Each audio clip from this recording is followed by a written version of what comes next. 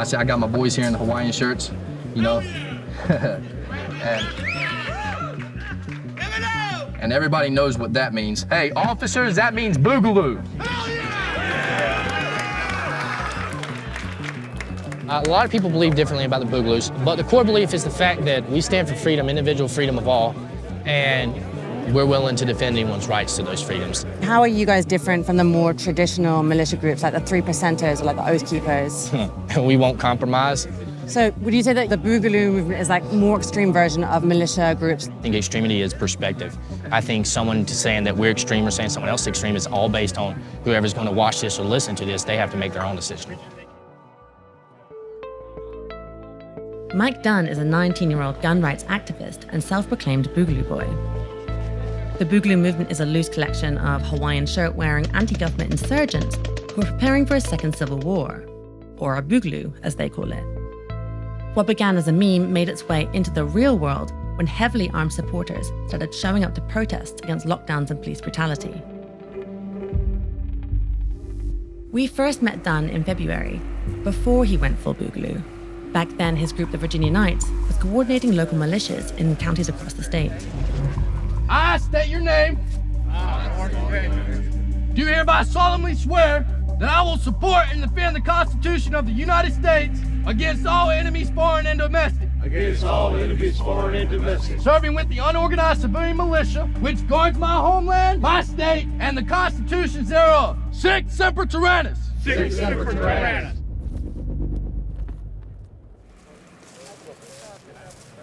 What will this militia or these militias do? So the militia that we created today will work together to help out in the community as far as disaster relief goes.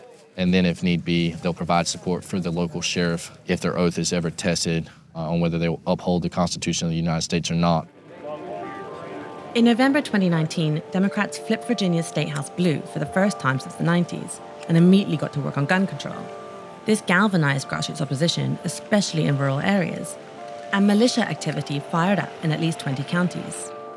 Right now we're doing an inspection of arms to inspect what they have and make sure they're okay, they know how to handle them, they know how to clean them and so on.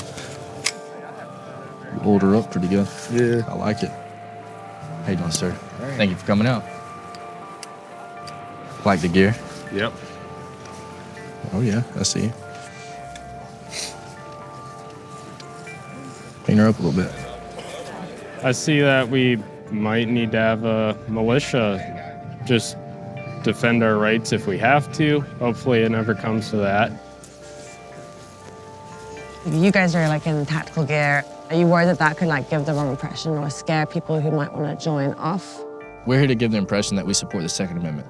And I believe this is the best way to do that, by gearing up and being armed. Any type of legislation is passed that allows for the confiscation of weapons or accessories. The militia units will stand by those people. A lot of the gun legislation that was proposed made people realize, hey, they could actually do this, and we've got to have a way of saying no. We won't comply with it. They want to make women not be able to arm themselves against would-be sick rapists. They want to make minorities not be able to arm themselves. So the young people that are here today, thank you for coming. We need to get our youth involved. They are our future. They may be the ones that we have to fight one day, and I don't want to see that. But not everyone was sold on Mike's vision for a militia. Some of the older generation expressed concern about the optics. A lot of us don't want to be seen running around with AR-15s. We want to not be seen as a bunch of gun nuts, but we want to be seen as people. We have to stay peaceful.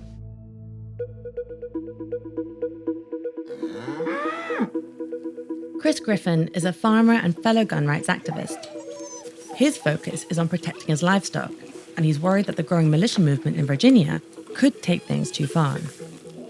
In terms of this movement to have legs and to become what you want it to be, which is this community guard and not a bunch of like paramilitary extremist guys running around and, you know, getting into standoffs with federal agents. Like, how do you kind of make sure that it stays within your vision of things? I think that we need to educate everybody. We need to get people to slow down and see the real picture. The police are restrained by a lot of laws.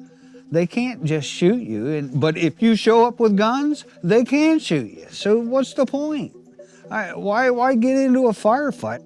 The minute anybody starts shooting, we lose completely. A few weeks after our trip to Virginia, the world turned upside down.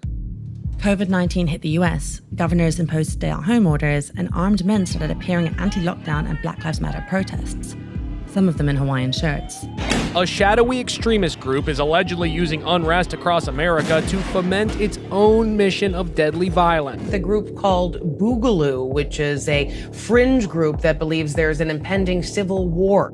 On its surface, the movement itself seems like one big joke born out of far-right meme culture. The Boogaloo is a term taken from the title of a 1984 comedy. It started as a meme among gun rights activists to refer to a popular uprising. Last year, it picked up steam on sites like 4chan as code for a second civil war. To get around social media crackdowns, the Boogaloo Boi started using codes like Big Igloo or Big Luau, hence the Hawaiian shirts. The meme gave Mike Dunn's grievances a language and a uniform. We caught up with him again this summer.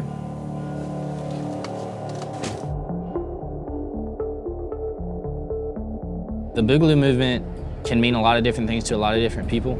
In the French Revolution, they took every person in government and cut their head off on a guillotine. They cleansed government. They redid things, reset things. I'm not saying that's what this is about, but I am saying that a lot of people in it believe it's time for a cleansing of government. Dunn is still recruiting for the Virginia Knights, the militia he started before identifying as a Boogaloo. We've trained over 4,000 Virginians. This is what we do. We teach the basics. We're against big government. We're tired of government overreach. We've come to a point in this country where eventually for our rights, peacefully protesting is not going to be the answer. Target's right. And I want each and every one of you be able to be equipped with enough knowledge to defend yourself efficiently when that time comes. Move. While the Virginia Knights are inclusive, the Boogaloo Boys as a group are hard to pin down ideologically. Take, for example, their presence at Black Lives Matter protests. The problem with the Boogaloo Boys is they're not a cohesive movement. You can have Boogaloo Boys that are white supremacists and want to harm the George Floyd protesters. You can also have Boogaloo Boys, and this is actually the larger group, that are anti-police, not racist, and they are siding with the protesters. Some associated with the movement are being investigated for plotting or committing violence. In Las Vegas, 3 alleged Boogaloos were arrested for conspiring to throw explosives into a Black Lives Matter protest. Prosecutors said that they were trying to provoke a standoff with police. And in California, an Air Force sergeant named Stephen Carrillo is accused of gunning down federal courthouse security guards in Oakland, killing one. Investigators found the word Boog written in blood on his van. All of these men have pleaded not guilty. Dunn disavows these Boogaloo Boys and says he's focused on government overreach and gun laws, including Virginia's new red flag law, which went into effect on July 1st. But on social media, he talks more and more about a potential standoff with authorities. Some people see the Boogaloo movement as a joke. Well, news to you, it's no longer a joke. We're here. We're here to stay. We stand for peace, but we're also willing to go to war. And if they kill me, if they suicide me, I want it to live on, and I want people to know what we stand for and what we believe in. A major turning point for the Boogaloo Boys was the death of 21-year-old Duncan Lemp. Lemp was killed by Maryland police in a no-knock raid. Police say that they were there to confiscate weapons he illegally possessed and that Lemp was armed with a rifle. Lemp's family says that he was killed in his sleep. He has since become a martyr in Boogaloo circles. Duncan Lemp did nothing. I knew him, a great dude. And you murdered him, Montgomery County. Now, the officer who murdered Duncan, if you will, I'll challenge you to a fight. That's not a threat, that's an offer. I'm offering you. I'm challenging you to a fight. If you want to fight, we can throw hands. And then we'll see you go to prison because we're going to have our justice. Because we are Duncan Lemp.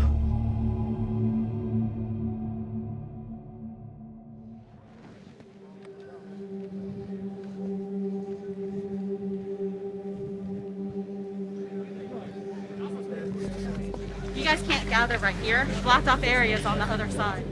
This is blocked off. I understand this is blocked off, but this is where we could get emergency vehicles through. Yes, ma'am. This is the state property right here. This is our property. That's our grounds. If you're an American, this is our property. Because this is not the governor's. This is the people's. Are you worried about being branded as an extremist? I've already been branded an extremist, so I'm not sure there's much more to worry about currently. There's been some situations where like people who say that they're Boogaloo Boys, like in the Boogaloo movement, they've gone and shot up like a federal security officer, or they brought explosives like a Black Lives Matter. Tell me when somebody did that who claimed to be a Boogaloo Boy. Name one person who did that who was an actual Boogaloo Boy. Steve Carrillo. And he was a self-proclaimed Boogaloo Boy? Yes. Say it was a Boogaloo Boy. And he had Boogaloo Boys backing him. Everybody knows that if Boogaloo Boys want to do something with a federal building, it wouldn't be just one of us. Isn't there some risk in joining a movement that is so wide-ranging? Because, you know, someone goes and does something really stupid, and then you become branded as like a domestic terrorist. You're always going to have somebody who infiltrates an organization and makes a fool of themselves. So obviously there's some risk. There's some risk in everything you do. I don't care about your politics. The only thing that protects your right to vote is this right here. Hell yeah! That's right! That Second Amendment is the only thing that can protect you. It's the equalizer. We've seen the police officers gassing protesters. Well, guess what? If we all come together and we're all strapped and we're all armed, guess who they ain't gassing? Do you want a civil war? No, we want a revolution. We want laws to be changed in this country that limit our rights. How do you go about that? Taking a stand, not being run over by the government. Just like if one of these boys was red flagged tomorrow with this law this governor's put in place, and they placed a call, and I could get there, I would stand beside every one of them. And I would give the officers two choices. One, they can uphold their oath to the Constitution and they can leave and go home to their families. Or two, they can try to proceed. It's that simple.